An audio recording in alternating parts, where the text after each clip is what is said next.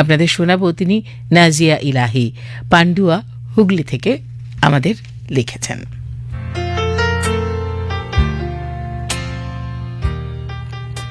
তখন সবে এই বাড়িতে পা দিয়েছে অনুরাধা।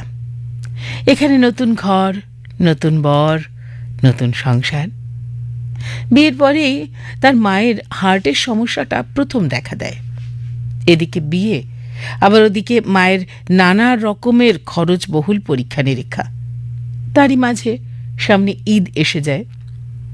একদিন সন্ধেবেলা শাশুড়ি মা তো বলেই বসলেন, আত্মীয় স্বজনেরা সবাই বলছে নতুন কুটুমবাড়ি থেকে ঈদে কি কি তত্ত্ব আসলো। অত শত চিন্তা না করে অনুরাধা মুখ ফসকে বলে ফেলল, মা অসুস্থ, তাই বাবা ঈদের দরুন আপনার ছেলের হাতে টাকা দিয়ে দিয়েছে। তাই শুনে শাশুড়ি মা বললেন, কই, ছেলে তো এ ব্যাপারে আমাকে কিছু বলেনি। ঠিক আছে, আসলে ওকে জিজ্ঞেস করে দেখব। ঠিক এমন সময় অনুরাধার বর এসে উপস্থিত। শাশুড়ি মা তার কথা মতো জিজ্ঞেস করতেই অনুরাধার বর তার মুখের দিকে তাকিয়ে বলেছিল, হ্যাঁ দিয়েছে তো। সেদিনের সেই মিথ্যে দিয়েই অনুরাধা তার বরকে চিনেছিল। আর এই ঘটনার সাক্ষী ছিলাম একমাত্র আমি। লিখেছেন নাজিয়া ইলাহি, পান্ডুয়া, হুগলি থেকে। বন্ধু বিনে প্রাণ বাঁচে না। ব্যক্তির জীবনে এই বন্ধুর তুলনা হয় না। লিখেছেন অজিত কুমার চক্রবর্তী, গ্রাম হাসুনহাটি, জেলা পূর্ব মেদিনীপুর থেকে। বসন্তের কোকিল নয় তা বলে, রাজদ্বারে শ্মশানে চ। সহায় সম্বলহীন জীবনে এই মহামূল্যবান বস্তুটিকে আমি পেয়েছিলাম। তারা ছিল মোট 5 জন। কেউই প্রাইমারি স্কুলের গণ্ডি পার হয়নি, কিন্তু তাদের মন ছিল আকাশের মতো উদার। কারখানার শ্রমিক ছিল তারা। বিয়ে পরীক্ষা দেব, 80 টাকা প্রয়োজন ফর্ম ফিল আপের সময়। 60 বছর আগেকার ওই 80 টাকা ছিল বিরাট ব্যাপার। সাধ্য ছিল না, তাই পড়াশুনোয় ইতি দিতে হলো। বন্ধুদের কানে গেল ব্যাপারটা। তারা শুনে বলল, কি, অসীমের পড়াশুনো বন্ধ, যে আমাদের গর্ব। কিন্তু তারা জানে সরাসরি সাহায্য করতে চাইলে আমি নেব না, তাই মিথ্যার আশ্রয় নিতে হলো বন্ধুদের। একজন আমাকে ডেকে বলল, দেখ ভাই, আমরা তো কারখানায় কাজ করি, কিন্তু কিছু ইংরেজি শেখার প্রয়োজন হচ্ছে, তা না হলে নিজেদের বড় ছোট মনে হয়। তুই যদি আমাদের একটু ইংরেজি শিখিয়ে দিস তবে বড় উপকার হয়। তবে গুরুদক্ষিণা নিতে হবে তোকে। কি বলছিস, গুরুদক্ষিণা বন্ধুদের কাছে? না না ভাই, এ আমি পারবো না। অনেক বোঝানোর পর শেষে রাজি হলাম। মাথায় এলো ওই পরীক্ষার ফি। ঠিক আছে, রাজি। শুরু হলো ইংরেজি শিক্ষা। 3 দিন চলল। পড়াশুনো নয়, শুধু হইচই আর হাসি মশকরা। বাড়িতে রেগে গিয়ে বলল, কি হচ্ছে এটা, পড়াশুনো? অন্য কোথাও ব্যবস্থা করো বাবারা, কাল থেকে। ব্যাস, হয়ে গেল ইংরেজি শেখা। সবার মন খারাপ। একজন বলল, ঠিক আছে, এখন থাক, পরে দেখা যাবে, কিন্তু 3 দিনের মাইনে বাবদ 100টা টাকা তোমাকে নিতেই হবে। অস্বস্তির সঙ্গে নিতে রাজি হলাম। টাকাটা অফিসে জমা দিয়ে যখন ফিরলাম, তখন বন্ধুরা সব হৈ হৈ করে উঠল আর গান ধরল, আমরা করব জয়, নিশ্চয়। লিখেছেন অজিত কুমার চক্রবর্তী, গ্রাম হাসনহাটি, জেলা পূর্ব মেদিনীপুর থেকে। শুক্লা হালদারের লেখা পড়ব এবার। পঞ্চশায়র, কলকাতা থেকে আপনি আমাদের লিখেছেন। সত্যনিষ্ঠ বিপ্র রাতের অন্ধকারে গ্রাম ছাড়লেন, ছেড়ে চললেন তার আজন্মের জন্মভূমি আবাল্যের বাস্তুভিটা। তার অপরাধ, গ্রামের জমিদারের হয়ে মিথ্যা সাক্ষ্য দিতে তিনি রাজি হননি। জমিদারের শত অনুরোধ, হুমকি, শাসানিতেও তিনি অবিচল। সত্য যার জীবনাদর্শ, অন্যের অহিতকারী মিথ্যা সাক্ষ্য তিনি কেমন করে দেবেন? কিন্তু মিথ্যা সাক্ষ্য দিতে অপারগ হওয়ায় পরিবার সহ প্রাণনাশের আভাস যখন পেলেন, ছোট দুটি শিশু এবং গৃহিণীর হাত ধরে রাতারাতি গ্রাম ত্যাগ করে পাড়ি দিলেন অনিশ্চিতের পথে। এক সুহৃদের তৎপরতায় আশ্রয় পেলেন বহু দূরের এক গ্রামে। তার সততা এবং মধুর আচরণে শীঘ্রই সেখানে সবার সম্মানীয় হয়ে উঠলেন তিনি। এক উষাকালে পদচারণার সময় পথিমধ্যে দেখলেন এক ক্রন্দনরতা বালিকা। জানলেন পিতৃমাতৃহীন 11 বর্ষীয়া কন্যাটি ভিন্ন ধর্মের, বিবাহিতা, পূর্বরাত্রে স্বামী কর্তৃক নিগৃহীতা, বিতাড়িতা, হাতে গলায় প্রহারের চিহ্ন। বালিকা আশ্রয় পেল তাঁর গৃহে। মানুষ হতে লাগল তার কন্যার সঙ্গে সমভাবে। শুধু তিনি আর ব্রাহ্মণই জানলেন তার প্রকৃত পরিচয়। কানাঘুষোয় সত্যাসত্য মিশ্রিত খবর কিছুদিনের মধ্যেই পৌঁছে যায় গ্রামের মুরব্বীদের কানে। খবর পৌঁছয় বালিকার স্বামীর কাছেও। একদিন রাতে সদল বলে বিপ্র সমীপে উপস্থিত তারা। জানতে চায় সত্য ঘটনা।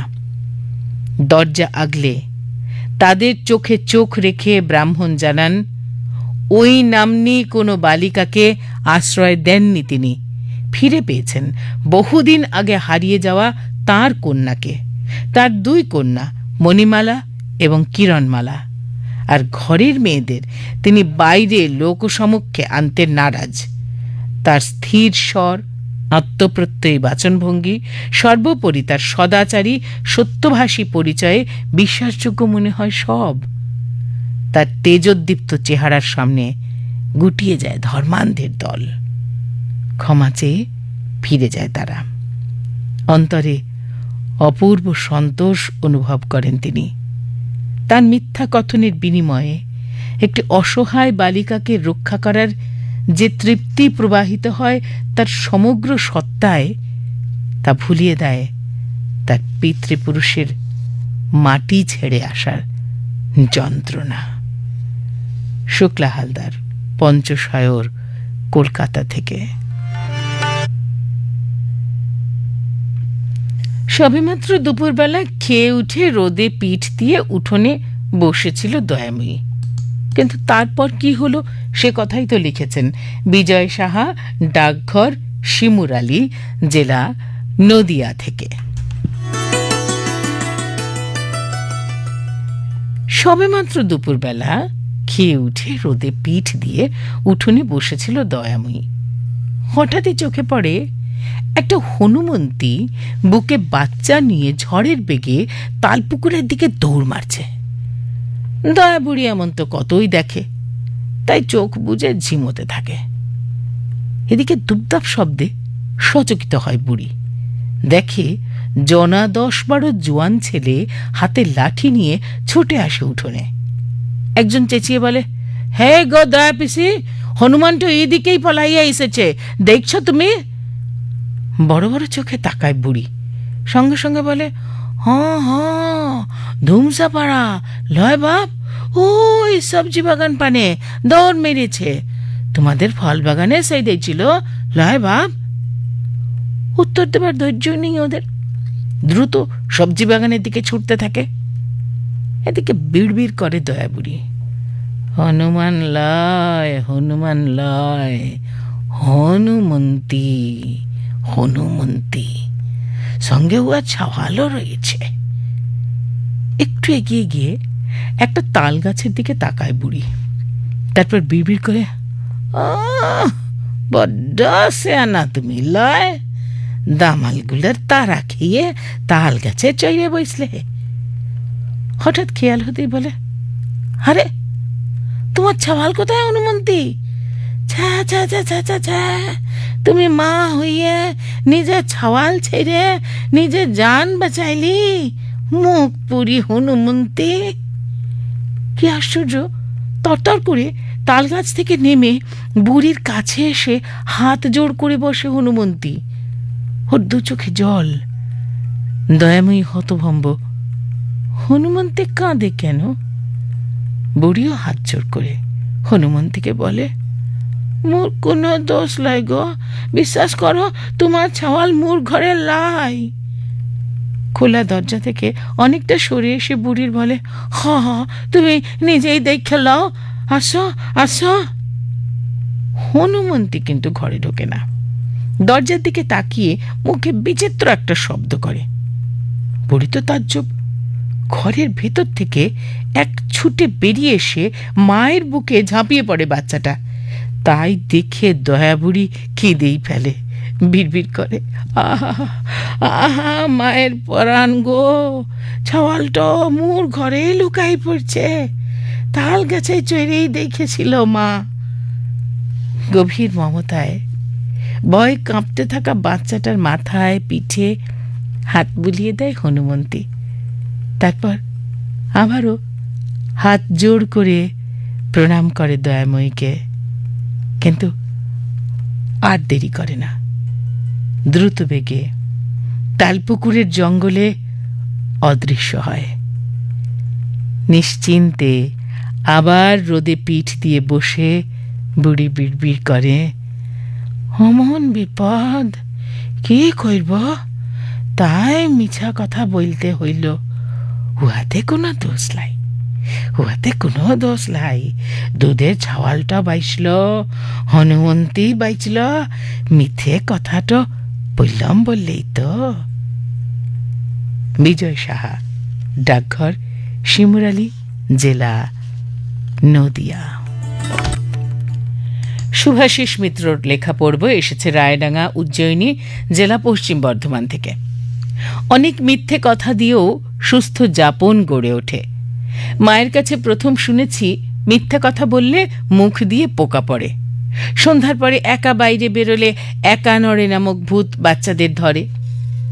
একদিন দুপুরে ভাত খেতে বসেছি, অর্ধেক খেয়ে মার দিকে থালা বাড়িয়ে দিতেই বললেন, আমি আগেই খেয়ে নিয়েছি। মাকে চিনি জল মেশানো মুড়ি খেতে দেখে ভিতরে ভিতরে কাঁদলাম আর বুঝলাম। বাড়িতে আসা দুরারোগ্য ব্যাধি আক্রান্ত ঘোষ কাকুকে মা বললেন, চিন্তা করবেন না, সব ঠিক হয়ে যাবে। মাধ্যমিক পরীক্ষা শুরু হলো। ফেরার সময় দেখতাম মা প্রখর রোদে ঠায় দাঁড়িয়ে আছেন। ফিরতেই আঁচল দিয়ে মুখ মুছে দিতেই দেখি মায়ের জ্বরে গা পুড়ে যাচ্ছে। মা বললেন, কিছুই হয়নি, আজ রোদের বড় তেজ তো। উচ্চ মাধ্যমিক পরীক্ষার সময় গুটি বসন্ত হলো। মা ভয়ে আর উৎকণ্ঠায় ঘুম নাওয়া খাওয়া ভুলে গেলেন। বললাম, তুমি ঘুমোবে না, একবার খেয়ে আসো। মা বললেন, যখন তুই ঘুমোচ্ছিলি আমি তো তখন খেয়ে নিয়েছি।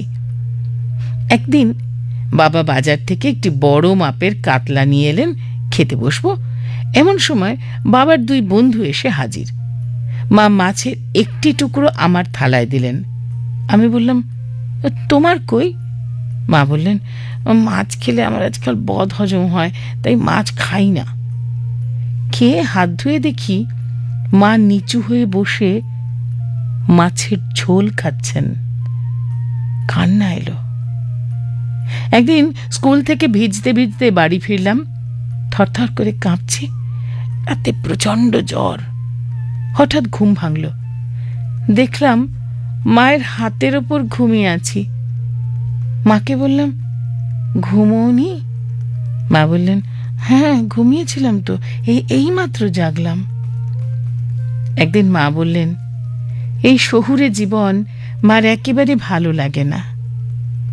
এভাবেই কিছু হয়নি করে মা খুব অসুস্থ হয়ে পড়লেন। একদিন মা বললেন, তার ভালো লাগে না। তখন মা খুব অসুস্থ, মেডিকেল কলেজে ভর্তি। মায়ের বিছানায় উঠে বসার এতটুকুও শক্তি নেই। বুঝতে পারি কষ্ট হচ্ছে, কিন্তু কিছু জিজ্ঞাসা করলেই শিশুর মতো হেসে মা বলেন, আমি ভালো আছি আশিস, কাল মহালয়া, বাড়ি যাব, পুজো আসছে, কত কাজ। শিশুর মতো হেসে মা বলেন, কিন্তু কিছুক্ষণের মধ্যেই সব কিছুকে মিথ্যে করে মা চলে গেলেন না ফেরার দেশে। এটা ছিল মায়ের শেষ মিথ্যে কথা। মা হলে যে মিথ্যেগুলো বলতে হয় তা হাজার সত্যের চেয়েও দামি।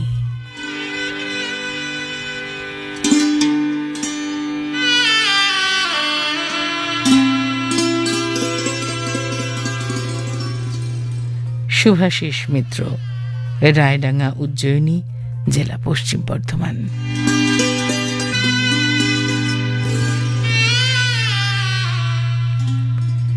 বিশ্বজিৎ করের লেখা পড়ব। গড়িয়া কলকাতা থেকে এসেছে। বহুদিন আগের কথা। এই মিথ্যে কথাটা বলেছিলাম।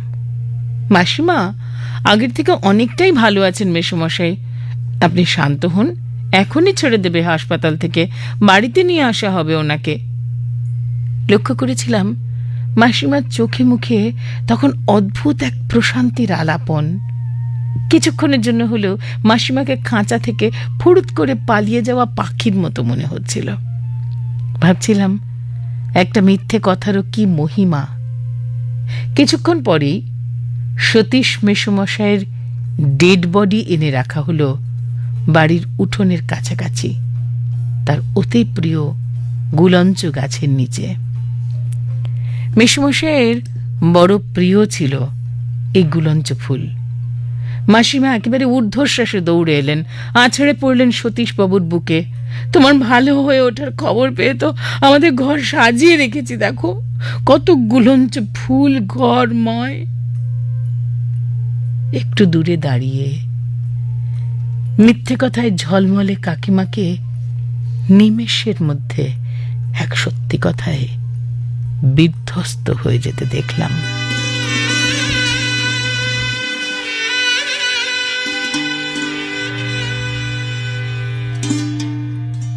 বিশ্বজিৎ কর,